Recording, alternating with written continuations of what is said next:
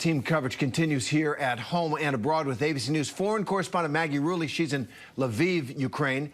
Inez de la Cuerta, covering the refugee crisis from Poland. And ABC News' Alex Perche with the latest from Washington. But we're going to begin with Maggie there. Maggie, the UK military is saying that Russian troops have stalled on all fronts. It sure feels like it. I mean, obviously, they're still shelling cities, lots of people still getting injured and killed. But the point of the war is for them to conquer Ukraine. And what is happening? Yeah, well, Terry, here on the ground, I mean, pretty much every Ukrainian we meet says not only are they going to fight, but they're going to win this war. That's the kind of confidence that we feel here right now from, again, pretty much every Ukrainian we've ever met since we've been here. Terry, you mentioned those Russian forces being stalled. That is what it feels like. You know, in Kyiv, the Russians have been trying to encircle that city now for more than 3 weeks, and they just haven't been able to do it. Now Ukrainians are even able to stage counter-offensives, and we understand that a top Ukrainian general has been brought in from the Eastern Front, brought into the Kyiv area, and that battles are going on nearly constantly. But, Terry, you know, this city, this capital, is so important for both countries, and that makes it a huge concern. It's still vital for Russia to take the capital. We already see President Putin, like you just said, committing what many in Congress are calling war crimes, indiscriminate bombing places where they know civilians are hiding, pregnant women and children. He's already gone to that level. So if this city is so important, if his forces are stalled, what's next? That's the big fear. How low could he stoop to get that capital, Terry?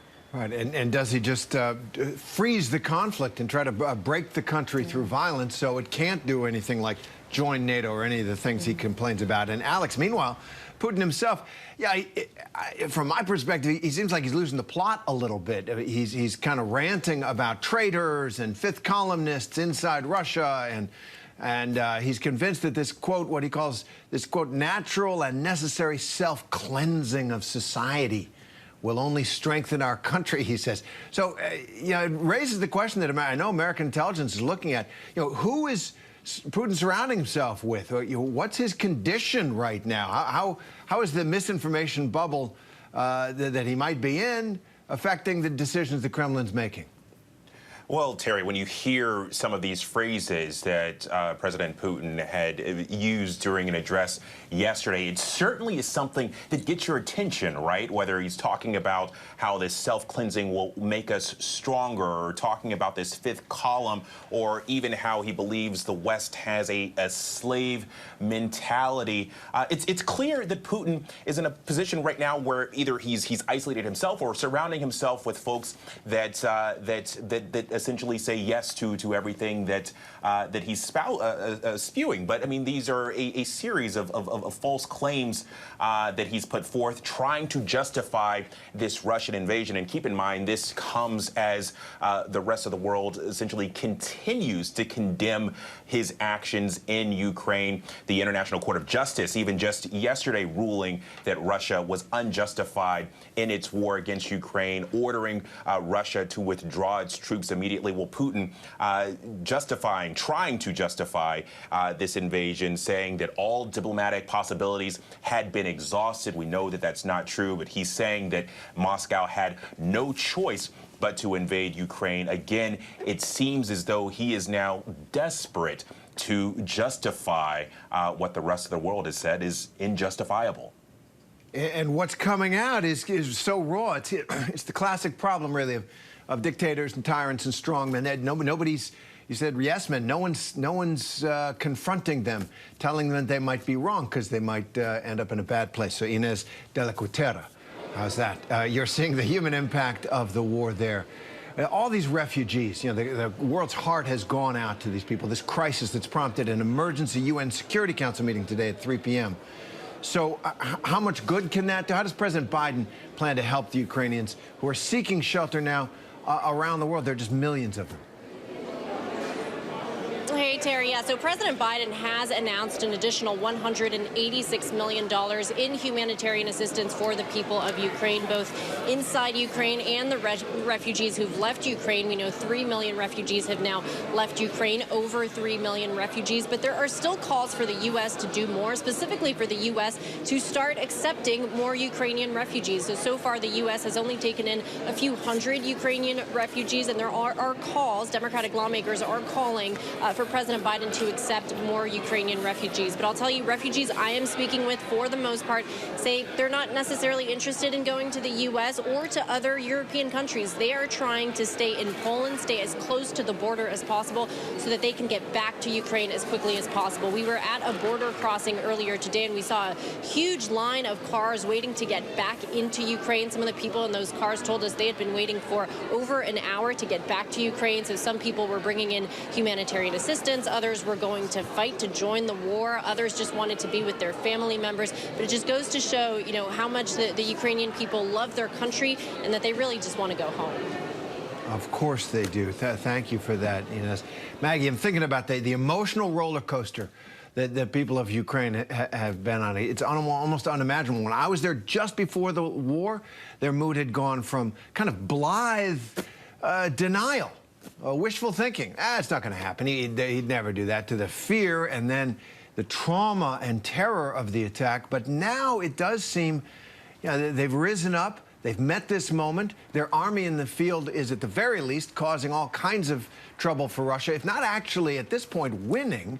And now the world coming to their aid. Was there any kind of reaction in Lviv to President Biden's aid package or President Zelensky's congressional address, as it seems their fortunes rise in the midst of this attack? Yeah, Terry, it was interesting. Just a couple hours ago, we were in the center of town chatting with some people who live there, and one man brought it up. He said, "Oh, you're from America. Thank you. Thank you. We love America. Thank you for the aid." And I was surprised that, you know, he knew so much. Here is someone who is living in a war-torn country, who, you know, like so many people here, surviving day to day, and he knew about this aid coming in from America to thank us for it. And I think that's telling. You know, people in Ukraine definitely feel the support from the rest of the world. But a lot of people also want more. You know, we heard from President Zelensky yesterday speaking to Congress. He was adamant about that no-fly zone. That is what he's demanding. Spoke again to Germany today, saying we need more. This war should never have gone to this point in the first place. You now see him asking for things like a new world alliance, saying the alliances of yesterday no longer work, that war should be able to stamp out within 24 hours. So, you know, we're at this point where, yes, the aid is welcomed, but now they want to up the ante. They want even more. They want, this is, you know, saying this is a fight for peace globally. This is an alliance for peace globally. So it's going to be really interesting, Terry, to see how this aid plays out. Does it help Ukrainians advance in this war? And again, will it get people here and around the world to that peace that, gosh, we all so desperately want right now, Terry? Absolutely. And you're absolutely right, Maggie. President Zelensky has really stepped out. He was calling out Germany. He really gave him an earful about how he said they were basically in Russia's hip pocket and were part of the cause of this war. And that notion that afterwards everything has to be different, I think that's definitely going to be part of the conversation. And Alex, President Biden will be part of that. And also afterwards, Biden flat out called Putin a war criminal for the first time. In case we thought that was off the cuff, the president doubled down on that today. So what's the latest on how that aspect of what would come next, the indictment of Vladimir Putin? How does that go? Well, Terry, what's so significant about this and interesting about this is the White House has been very, very measured in the verbiage and the actions that it's taken with regards to this conflict between Russia and Ukraine. The president yesterday calling Putin a war criminal. You saw the White House press secretary walk that back a little bit and talk about how President Biden was just speaking from the heart. And then later today, the president had a I said what I said moment, doubling down, calling Putin a murderous dictator, a pure thug, and someone who will pay a big price for his aggression. And what's interesting about this is coming right before Biden is set to meet with the president of China tomorrow. We know that already Jake Sullivan, National Security Advisor, had a 7-hour meeting with China, described as a tense 7-hour meeting with his Chinese counterpart, discussing these intelligence reports that Russia had sought aid from China militarily and also economically to weather these sanctions. President laying out right here, right now, in front of the rest of the world, he believes that Vladimir Putin is a pure thug and a murderous dictator. And, you know, that's the energy that's going to be going into this meeting tomorrow with China. Yeah, and that is an absolutely critical meeting. Alex, Maggie, Ines, thanks very much. Hi, everyone. George Stephanopoulos here. Thanks for checking out the ABC News YouTube channel. If you'd like to get more videos, show highlights, and watch live event coverage, click on the right over here to subscribe to our channel. And don't forget to download the ABC News app for breaking news alerts. Thanks for watching.